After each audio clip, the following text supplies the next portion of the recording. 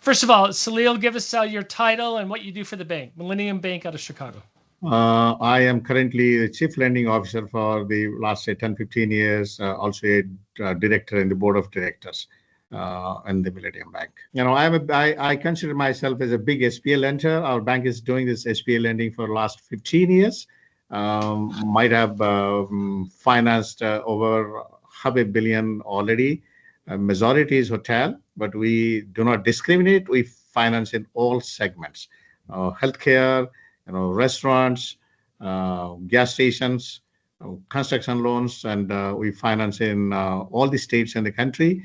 Probably I have visited around 36 or 40, not countries, states, 30 to 35 states. We have already done something or the other. So we are currently in state of Illinois. Probably we are the second biggest SBA lender. And in country, maybe we are in the 50, top 50 you should be. Right. And your big hospitality lender.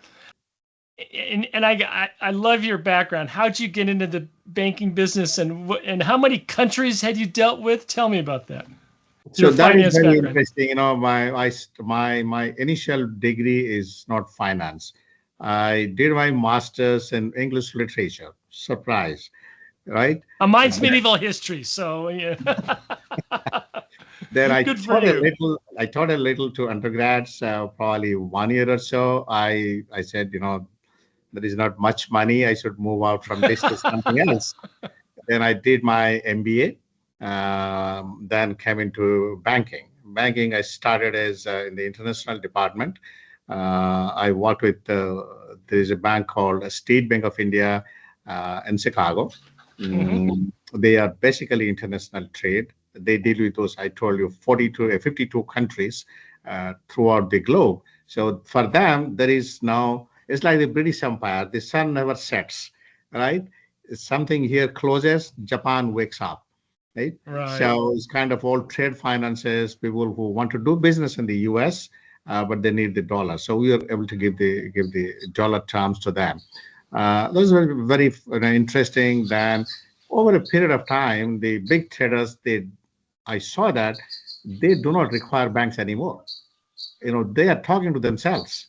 So bank was acting as a mediator, right? So then it kind of dries up.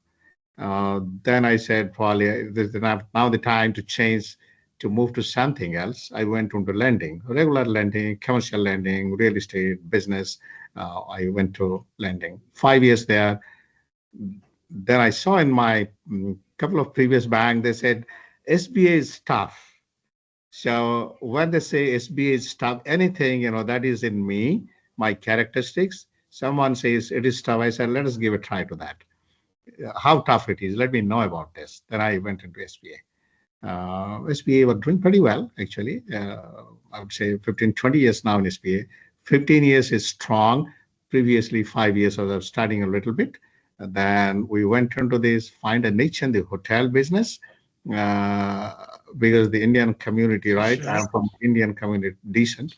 They are big in hotels. They probably own 60% of all hotels in the country right now. So I did not know that. That's a big number. I did not know it was that big. Good for you. So when you started the hotel lending, they were in the kind of medium or smaller brands. You'll find very few, so 5 or 10 or 20 in the bigger brand like Marriott's and Hilton's. They have come out from the smaller ones now. They own everything now. One portfolios include one of our borrowers has 35 to 40 all big brands, Marriott's, Hilton's, you name anything. So they have moved on to them, and they're doing pretty well. The management skill they have is pretty well. It's a hands-on approach they do. As I told earlier also, there will be a management company, but they control the management company. They just do not give it to them and just do something else. They're right on top. What they're doing, the most important thing is reducing the cost. Control the cost. If you give it to them, the cost goes up. Typically goes up. I've seen, if you allow me to give some examples, supposing a toilet is not doing well, right? There is a flushing problem in the toilet. the management company will spend $1,000. Well, this guy said, no, no, no, no, it's a $2 job. Right. You just need to change the pump, $2. Little sweat equity. Yeah, and you are putting expensing $1,000. So that's how they are profitable. So no, then Very I good. found it good. Yes. SBA lending is tough, but you found a home. Why is this program so good for hospitality and the Indian American community? Get a loan on a direct basis, conventional is tough for a hotel. Mm-hmm. No one wants to bet their money, and they would be asking 35 to 30 to 35% down payment. The rate of interest could be lower, but that also bigger banks who are comfortable with the direct financing. Right? So that's how they move to SBA. SBA gives them a comfort zone, and they have got a man, right? They have people who listen to them, who know what is hotel. When you see, the hotels they buy, it's not that all the hotels are doing well. If all the hotels are doing well, or consistently you have debt service, historical is doing well, any bank will do that. Put 20 or 25%, rate of interest is low, they'll go there. But the most of the hotels these guys pick up have failed. They buy it on auction. Then you do not have anything to fall back on that this was doing, say, 4 million. But for the last 3 years, for the last 2 years, it is down to 1.5 million. Who will believe that? Which bank will take that project? So then you sit with them, you know the hotel industry, how they're going to turn it around, where the money is going, that can be stopped. They come with a projection. They are SBA steps in. So it's already existing, but you think that it's again in a different way, it's a startup. From the lender's perspective, this is June 2025, beginning of summer. We read all sorts of interesting things in the economy. How is the current environment affecting your hospitality portfolio? It has started affecting. It has started affecting, but we have 3 Marriotts in nearby our bank, right? We finance them. 3 Marriotts bought in a package. All our Courtyard Marriotts, 3 guys, but 1 seller. I was talking to them the other day. He said, how is it going? I make constant visits, talk to these guys. They said, we have already 15%, 10% down in revenue because there is no tourists. Right. So because of no one wants to be, have any issues at the border coming in and going. We have hotel in Palm Springs, California, right? I would say 70% of visitors to that area was from Canada. So now one is going. So that is a big problem for them. I'm going to ask you an unfair question, so you can say it's unfair. Is this a temporary blip, or is this a long-term issue that your bank is concerned about?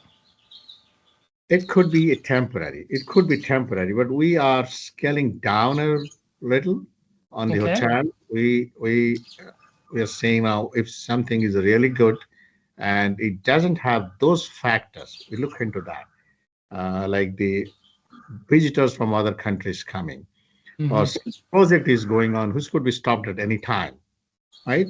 So those are the issues, tourist attraction places. We are not betting our money on them. Tourists could stop, like Smoky Mountain area, Pigeon Forge, right? So they could stop. Then we have a problem there. So we are kind of focusing on the traditional where things go on.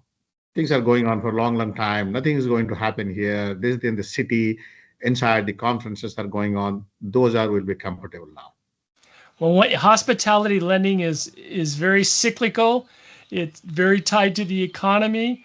When the economy is doing well, it does well, and when there's COVID or the Great Recession, we have problems. And the tea leaves are mixed. And I agree with you. We all hope it's a temporary blip, and the other factors of the economy are strong. Tell me more about your SBA lending portfolio. Tell me how you like working. What other type of entrepreneurs do you like working with?